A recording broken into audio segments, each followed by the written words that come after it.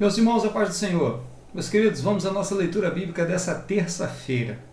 O texto sugerido para nós hoje encontra-se em Romanos, capítulo 15, o versículo 19, que nos diz assim: pelo poder de sinais e prodígios, na virtude do Espírito de Deus, de maneira que desde Jerusalém e arredores até ao Ilírico tenho pregado o Evangelho de Jesus Cristo. O tema, irmãos, sinais e prodígios. Lembrando sempre que nós estamos estudando a lição de número 4, que traz por título Dons de Poder. Essa era uma marca que Paulo sempre gostou de apresentar, que ele não fazia essa obra sozinho. Não era um trabalho que saía apenas da sua vontade, apenas do seu empenho, que era ele que tomou a decisão de sair mundo afora para fazer determinadas pregações e ensinar agora uma nova filosofia, mas ele sempre que pôde, ele afirmou isso: eu não faço isso apenas segundo o meu desejo, eu não faço isso segundo apenas a minha inteligência, segundo a minha garra, a minha força, mas eu tenho o apoio, eu tenho a colaboração daquele que me enviou, daquele que me mandou a fazer essa obra. E ele demonstrava isso, irmãos, com toda certeza e com exemplos.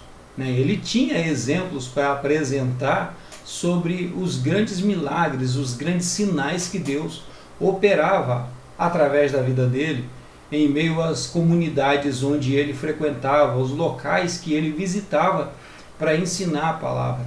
A gente observa que, quando olhamos o mapa das viagens de Paulo, o homem praticamente andou boa parte da Europa, parte da Ásia.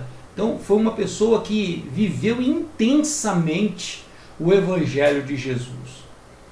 Teve a sua vida ceifada de forma precoce ainda, mas o tempo que ele teve livre, ele empregou a sua vida para fazer a obra de Deus. E quando o prenderam, quando o impediram de caminhar, ele começou a escrever e ele começou a usar as cartas. Ou seja, não havia nada que parava esse homem, não havia nada que impedia esse homem de levar o Evangelho de Cristo.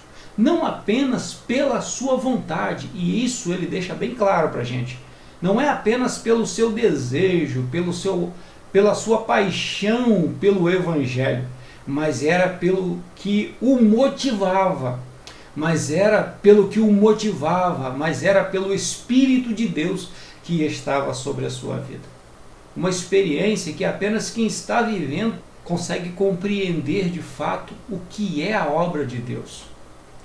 Em Atos 19, os versículos 11 e 12, é narrado ali que as pessoas pegavam os pertences de Paulo, já que não dava para levar os enfermos até onde ele estava, então pegava os pertences dele para levar até os enfermos, e assim os enfermos eram curados, os demônios eram expulsos. A partir do momento em que esses lenços e até mesmo peças de roupas eram postas sobre enfermos e eram postas sobre endemoniados, e estes eram curados.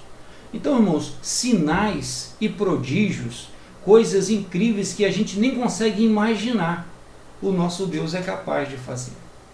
No segundo ponto desse primeiro tópico, que tem por título a fé como dom, o comentarista diz assim: o dom da fé é a capacidade que o Espírito Santo concede ao crente para este realizar coisas que transcendem a esfera natural da vida, objetivando sempre a edificação da igreja. A fé como dom, irmãos, ela é totalmente diferente das demais. Nós vamos ver que, além do dom, existe ainda pelo menos mais 3 expressões de fé. Tem a chamada fé natural, que é a capacidade que o ser humano tem de crer. Foi essa fé natural que levou o patriarca Abraão a ter o primeiro contato com o Senhor nosso Deus. Foi a partir da sua fé natural, ele observando a natureza, ele observando os astros, que ele pensou: ora, existe alguém acima de tudo isso. Existe alguém que criou tudo isso. tanto que ele é considerado como o primeiro a ser evangelizado. Isso é a fé natural.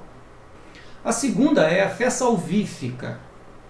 Essa fé está no coração daqueles que creem que conseguem, que podem alcançar a salvação através de Jesus Cristo.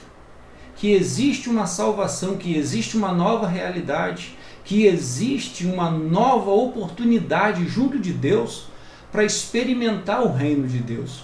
A fé salvífica. E a terceira é o fruto da fé. O fruto da fé é a transformação do caráter realizado pelo Espírito Santo. Nós podemos ver ali em Romanos 12, 2, dizendo: e não vos conformeis com este mundo, mas transformai-vos pela renovação do vosso entendimento, para que vocês possam experimentar a boa, agradável e perfeita vontade de Deus. Isso é a transformação do caráter. Isso é a transformação daquilo que antes nós não conseguíamos negar. Antes nós não conseguíamos resistir. E agora, por causa do Espírito Santo, pelo que o Espírito Santo está fazendo na nossa vida, a gente consegue experimentar o fruto da fé.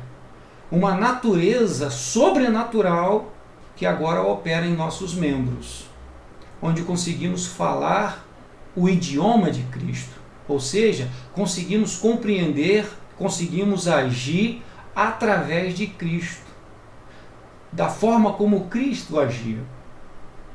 Então a fé como dom, irmãos, só é possível após essas experiências, após ter a fé natural e entender que Deus é glorificado através de tudo que existe, após ter a experiência com Jesus e a partir de Jesus entender que há salvação e que nós temos um futuro no reino de Deus, e ter o nosso caráter transformado pelo Espírito Santo e surgir em nós o fruto da fé.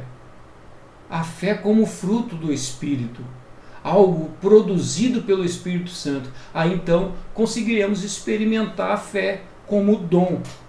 Nós vamos compreender melhor aqui no terceiro ponto, que nos apresenta exemplos bíblicos do dom da fé. E o exemplo aqui apresentado é exatamente o exemplo de Moisés, que falávamos há pouco. E o comentarista diz o seguinte: quando guiou o povo de Israel na saída do Egito e se aproximou do Mar Vermelho, já na iminência por ser destruído por Faraó, Moisés disse: não temais, estai quietos e vede o livramento do Senhor, que hoje vos fará. Porque os egípcios que hoje vistes, nunca mais os vereis para sempre. O Senhor pelejará por vós, e vós calareis.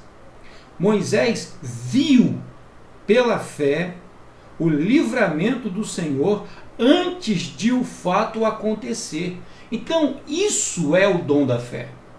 Dom, irmãos, nós já falamos aqui sobre que não é algo que vai acontecer segundo a nossa vontade, segundo o nosso desejo. Ah, porque eu quero, então um milagre vai acontecer. Não é assim, não é assim que funciona. É segundo a vontade de Deus e tem um propósito nesse negócio. Existe uma razão para isso estar acontecendo. Existe uma razão para esse milagre ser realizado. E a ação da fé, a fé como dom, é algo que nós podemos experimentar, mas vamos experimentar no nosso íntimo. Nesse caso aqui de Moisés, é essa certeza de que Deus faria aquele milagre. É a certeza de que o escape já estava pronto. É a certeza de que naquele dia não haveria derrota. Naquele dia eles sairiam vitoriosos dali. Não era uma esperança, como nós já falamos, mas era essa certeza de que Deus estava naquele negócio e Ele iria fazer uma coisa maravilhosa. E a única coisa que eles poderiam fazer era confiar em Deus e avançar em direção àquele mar.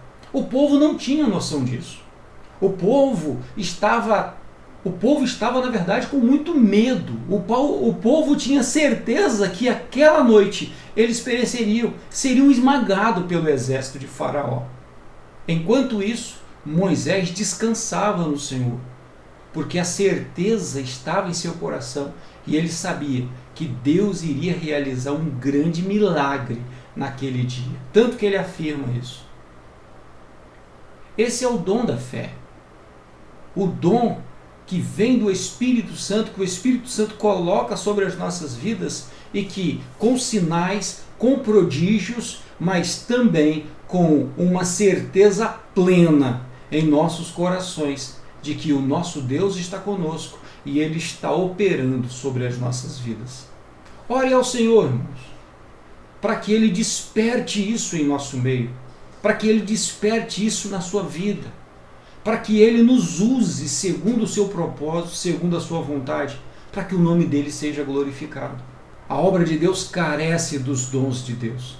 A obra de Deus carece de Deus. Deus precisa participar da sua obra. Quanto mais nós nos entregamos a Ele, mais Ele opera, mais Ele se manifesta. Que Deus te abençoe nesse dia e que você consiga experimentar a plenitude de Deus para a sua vida. Em nome de Jesus. Amém? Fique em paz. Deus vos abençoe.